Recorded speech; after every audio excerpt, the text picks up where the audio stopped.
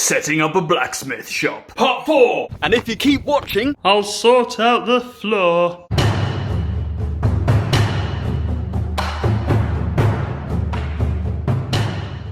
First things first though, I've decided I don't actually like these brackets anymore, so I'm in the process of chopping them down. I think that was a good call. To me, that looks a lot better. Right then, on with the floor. Step 1. Sweep it. Step 2. Vacuum. Step 3.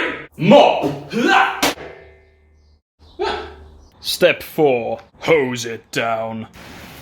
Step 5. Dry it. Step 6. Chill the out.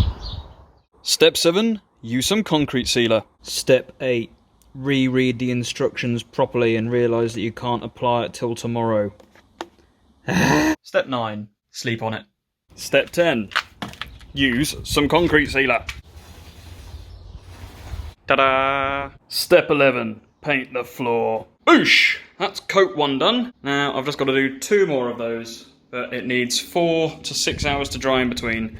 I didn't do a very good job along the edges. I'll either have to make do or try and think of some way to make that look pretty. But oh well, worse things have happened. And here it is with both the 2nd and 3rd coat done. Because I messed up along the walls, I decided to bring it up slightly and just have it sort of coming around as a bit of a border, and I think that came out okay. It's not perfect, but again, do you know what? It's good enough, and I like it. We'll give that another 4 to 6 hours to dry, and then it needs 72 hours before I can actually start putting things back in again, apparently. So yeah, I'll check back in 3 days' time. On the upside though, the oak countertop I've ordered has arrived. I'll need to chop it down slightly, but yeah, this is going to be the top for the workbench I'm building. So I've got to wait for the steel to arrive, but then it's a case of getting stuck in and getting welding. The steel's arrived! That means we can finally get to welding. Annoyingly, however, I've once again been let down by a courier service, and I've only received 2 of these pieces when I needed 3. So I'll be able to do the legs, but I won't be able to do the crossbar supports that go along the tabletop. That's really annoying. I was hoping to get this done in a day. Ah well, on with chopping these bad boys in 2. It's been a while since I've had to do any welding, but let's see how this goes. Well, it's reassuring to see my welding skills haven't got any worse in my absence. Unfortunately, they haven't gotten any better either. Could definitely be better. Could definitely be a lot worse. I'll take it and run. Well, there's the first piece done, and as you can see, I could not really hope for better than that. So I've got to duplicate this now, and then I'll have to wait for the other 2 pieces of steel, which will be the forward struts here and here. I have to leave this bench a little bit short, because obviously it's got to get around that armoured cable join there, but I can bring the worktop right up and then just cut a notch out. So that's the reason why there's a couple of centimetres out. Well, with a bit of practice, I'm a lot more happy with the way these welds are going. Finally getting back in the saddle. Well, it's been a couple of days, but the piece of steel I've been waiting on has arrived, so let's get to welding it all up.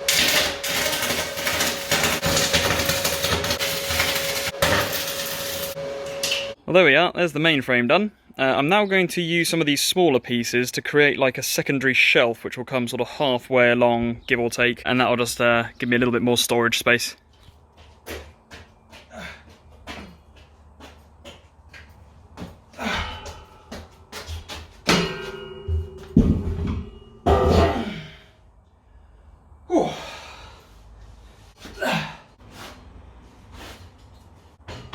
Nice. Now that is not bad. Oh, come on. Very happy. That is absolutely spot on. So the length of these long top bars is exactly 250 centimetres or 2.5 metres. However, there's a slight gap, like I said earlier, to allow for the armoured cable and the router wire. But what I'm going to do now is measure up the actual size of the countertop, and I'll be able to cut out a little semicircle around so we can have it pretty much airtight. So that is 200, it's about 252, pretty much bang on. Righto, let's get chopping the counter.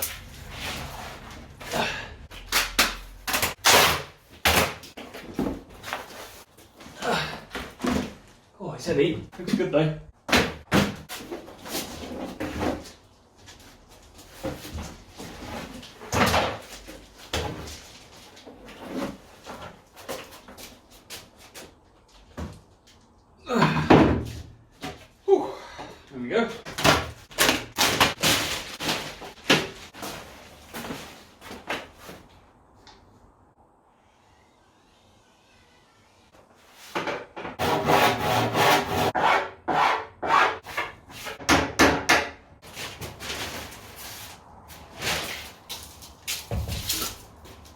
Oi.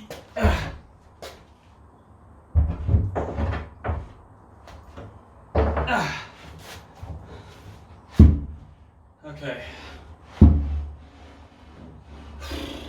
Now, how do I get it to go around the cable? Come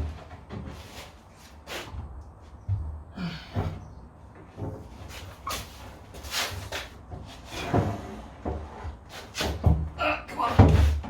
There we go.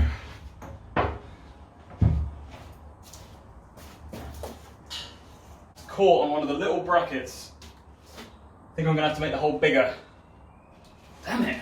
What I ended up doing was using the die grinder to make the hole a bit bigger so that I could end up getting my jigsaw in and cutting out a semicircle. Annoyingly, it did peel up a little section here, but to be honest, it's going to be in the corner. You're not really going to notice it, so I'm not worried.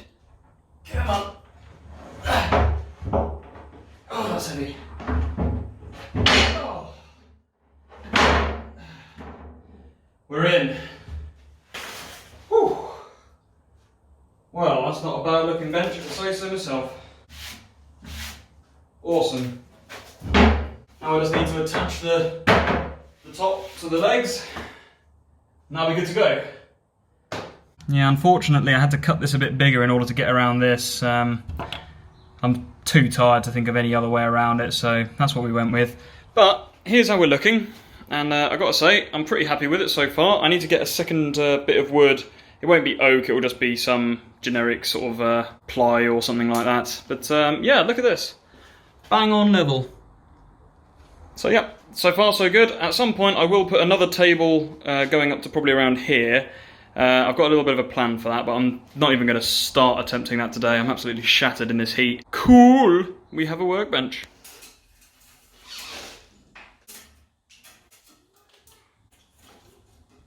Yeah. 107 by 55.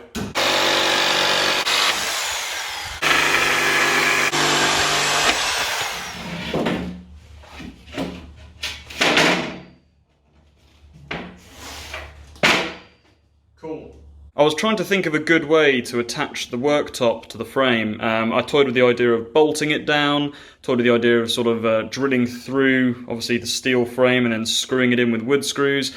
I didn't really like that. I like the fact it's clean and untarnished. So I think what I'm probably going to do, actually, is just use some more of the sticks like the proverbial glue adhesive, and I'm just going to glue it down because that stuff is ridiculously strong.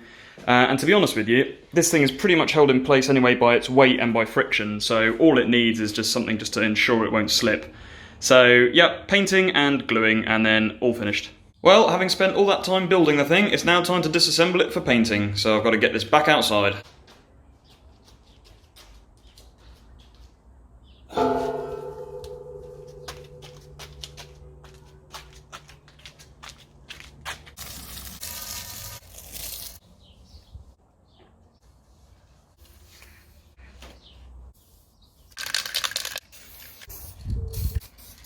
Right, that's it with 2 coats now done.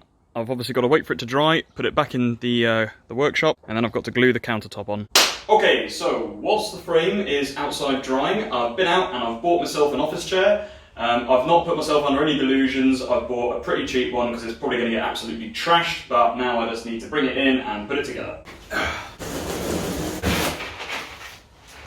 Instructions.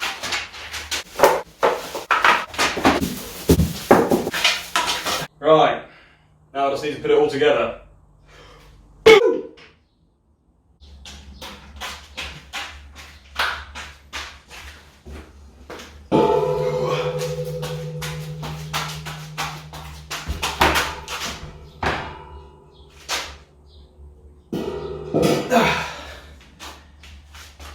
Oh, that's heavy.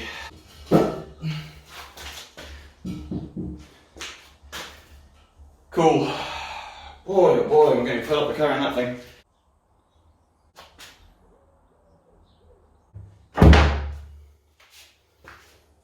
Whew.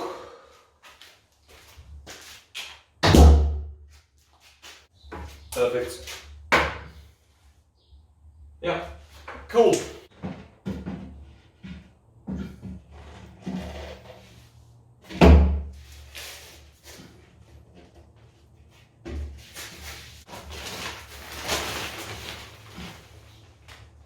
Hell yes, it's time to start moving stuff in. Forge is in place, just got to touch the blower and let's light it up.